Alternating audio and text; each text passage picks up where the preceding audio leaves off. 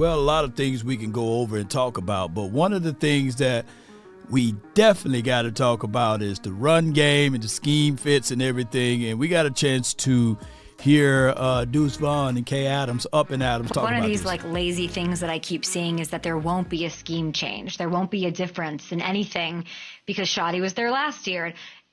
Will the scheme look a little bit different? It sounds like yes. Shoddy will have his mark on the, and Coach Adams will have their mark on the scheme, and I'm excited about it. Won't say too much. But I'm really, really excited for it. These OTAs and the minicamp process was really, really fun. It was really good to dive into the playbook, and I'm excited to hop into it and get ready for camp. One of these, like, no doubt. So it sounds as if, though, that there will be some type of scheme changes. And, of course, it's different when you're driving the vehicle versus someone else driving the vehicle. Now Shoddy will have a shot at driving this particular vehicle. And we're going to be able to see how we can get things moving and grooving the best way possible. And I think that with this whole entire Dallas run situation, it's necessary. It's necessary. Finally, we get a system and a philosophy of running the ball. And the Cowboys been voided of those small little things of getting the ball moving and grooving. And I think that by far that this would be a good situation for the Cowboys by having that done altogether. Now that they got this going on, when he said Adams, he got a little shooken up because her name is Kay Adams, but we got a name of a guy named Clayton Adams that's going to be facilitating a lot of stuff, and he's always been top 5 or top 6 in run game. So by us being anywhere close to the top 10 is a plus for us, and this is something that we can very much so look at and say to ourselves is needed. All right, so he also got a chance to talk about Dak Prescott in a way, and we want to be able to pull this up. And he's talking about Dak Prescott and his top 100 rankings. Let's listen to what he had to say. Dak Prescott coming off an injury, number 79 on the NFL's top 100 list. Where should he have been? Dak Prescott, I can't say. We could sit here for 45 to an hour about me saying good things and great things about Dak Prescott. Right. I feel like, of course, he should be much higher than 79. People will say that the injury is a reason why that he was lower. This upcoming season, I would feel he's going to be very, very, very, very high on that list whenever it comes back out because of the player that he is and the way he's come back from that injury.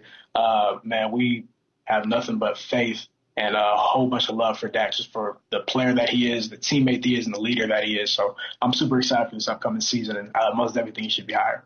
No doubt. So that's pretty much Deuce Vaughn on Dak Prescott and where he's ranked at as it relates to the top 100.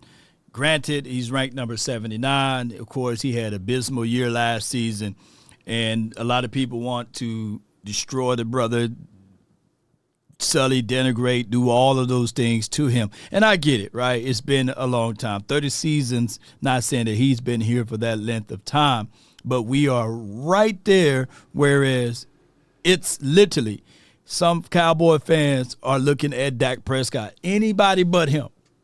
Bring back Cooper Rush. Let's unretire Jason Garrett and put him at quarterback, right? There's literally people, anybody, there are literally people saying put Law Nation at quarterback, right? So that's how crazy this can be. And I love it. I absolutely love it because we know who the real ones are, and we getting all of those who say that they are Cowboy fans being exposed because they just don't know and understand football. Because every time I ask them, how you beat quarters defense, they sit there and be like, it's Dak Prescott's fault. Dog, we got to run the ball. When they are dropping 6 and 7 into coverage, you don't supposed to throw into that. You run them up out of that, and we haven't been a team that can get people out of pass rush defense or pass defense. We can't get them up out of it because teams disrespect our run. They never interfere. And they say, okay, run it on them. Run it on us. We don't care. You're not going to get anywhere anyhow. So they don't even care when we are tempted to run because we never had a threat on that particular side of it. Granted, people love to say, hey, Ezekiel Elliott was here. Out of his time here, we only had two legitimate seasons where you say, hey, Zeke is Zeking, and that's 2016 and 18. I'm tossing 17 out of the way because the NFL did their thing to pretty much castrate him, in 2017. But that's a whole nother conversation that takes 2 or 3 hours for me to break that down. But neither here nor there. The Dallas Cowboys with Dak Prescott, I love the ideology that he's ranked 79. I love the fact that he's ranked 24th, right? So by people thinking that there are 23 other quarterbacks better than him, I love it because whenever we win, I'm going to be like, hey, he was the 24th ranked quarterback anyway, right? Y'all lost to the 24th ranked quarterback with a 1.4 GPA. All of that hate stuff, I'm going to flip it back on him. And that's why probably a third of the Fox people got fired. No more Joy, no more Emmanuel Ocho, no more this and that. Because have you noticed that they got rid of all of them damn Dak haters? they in the unemployment line now, But that's a whole nother conversation. Not to even come off that we are celebrating other people's downfalls like they did, Shady McCoy and them. But neither here nor there. I just think that Shotty is changing a lot of good things for us in a good way. And this is Deuce Vaughn thoughts on Schottenheimer. Can you explain from your vantage point the Brian Schottenheimer experience? Yeah, energy is the perfect word to use.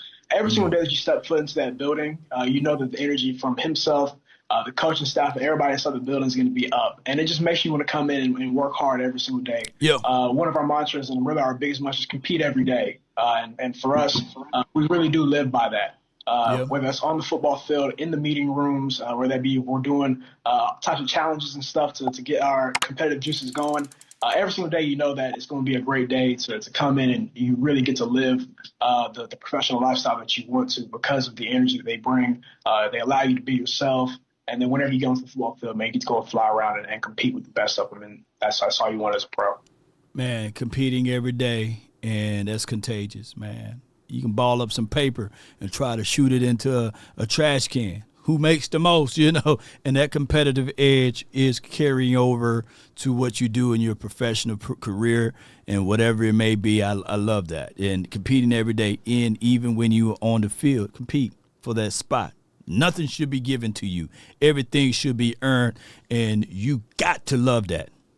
Compete every day. I love that. He just feels like somebody that you're allowed to be a human in front of, right? Like Absolutely. That's what it feels. There's a lot of humanity in that locker room right now. Absolutely. And he's himself every single day. Coach Schottenheimer's himself every single day, and that's huge because he's like, I'm going to tell y'all to be yourselves. I'm going to be myself.